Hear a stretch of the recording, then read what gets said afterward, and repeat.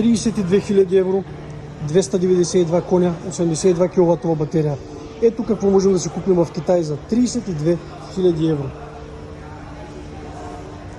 Това е моделът на китайската марка Luxi, който е R7.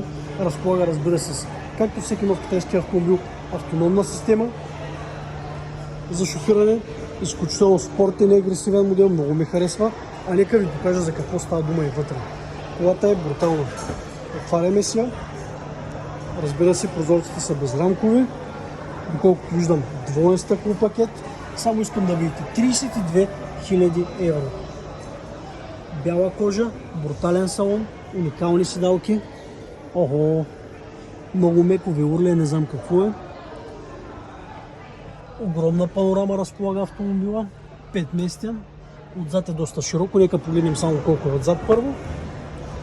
Ето какво представлява отзад. Нямаме екранчета отзад, но пак е доста добре. Ето тук са ни копченците съответно за управление. Нека видим как е вътре. Интересно, че тук седалката ми се е опънала.